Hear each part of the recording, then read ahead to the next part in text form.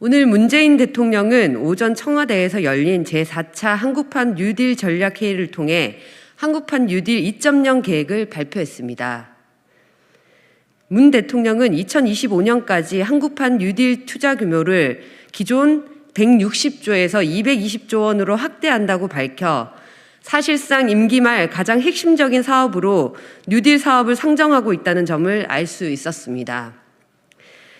그런데 1년이 지나 두 번째 버전에 진입한 한국판 뉴딜 사업, 도대체 어디서 만지고 느낄 수 있습니까?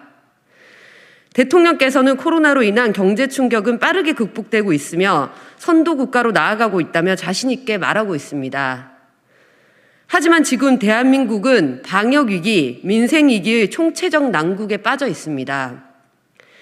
GDP 경제성장률 4.2%의 장밋빛 미래를 말하지만 그것은 일부 대기업과 코로나 특수기업의 경제적 성과일 뿐 코로나 이후 시민들은 불평등과 소득 감소로 신음하고 있습니다. 이런 심각한 위기 상황에서 그나마 정부가 디지털 뉴딜과 그린 뉴딜에 휴먼 뉴딜을 더한 것은 다행입니다. 고용 안전망, 사회 안전망의 강조 또한 너무나 필요합니다. 그런데 문재인 대통령의 연설은 코로나 불평등을 해소하겠다는 의지로만 가득 차 있지 눈앞의 현실에는 침묵하고 있습니다.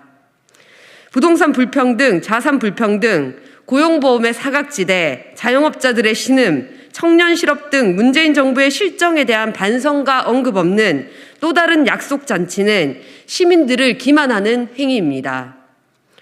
또한 휴먼 뉴딜은 기존의 돌봄 등 사회 서비스 중심의 공공부문 일자리를 계승하는 것으로 단기 일자리 100만 개를 반복하는 수준입니다. 결국 디지털과 녹색 산업으로 150만 개 일자리를 창출하겠다는 것인데 구체적인 근거나 계획 없는 뜬구름 잡는 이야기입니다.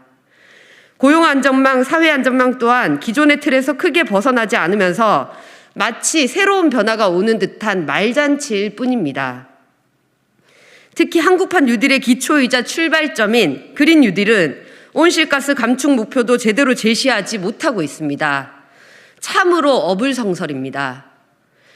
현재 정부가 제시하는 그린 뉴딜은 온실가스 감축과 연관이 없는 회색 뉴딜, 가짜 뉴딜 사업 투성이입니다. 정부는 온실가스 감축을 명시한 기본법 제정부터 실질적 온실가스 감축을 위한 정책과 사업부터 추진해 나가야 합니다. 결국 오늘 연설은 코로나 불평등으로 인한 생존의 위기, 방역 붕괴로 인한 생명의 위기 상황에서 불난집에 부채질하는 격이 되고 말았습니다. 시민들은 뉴딜이라고 하면 적어도 일자리는 늘어나고 살림살이는 나아질 것이라는 최소한의 기대를 가지고 한국판 뉴딜을 지켜봐 왔습니다. 그러나 1년이 지난 지금 그 기대가 깡그리 사라지고 있는 상황입니다.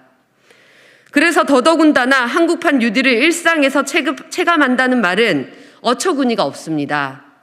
닥터 앤서, 인공지능 국민비서, 배달 로봇 언급에는 정말 실수가 나올 지경입니다. 이런 것 다 필요 없으니 일자리와 소득을 보장하고 백신을 달라는 것이 시민들의 절박한 요구입니다. 정부는 시민들의 불난 가슴에 불 지를 것이 아니라 성남 민심에 기부터 기울이기를 바랍니다.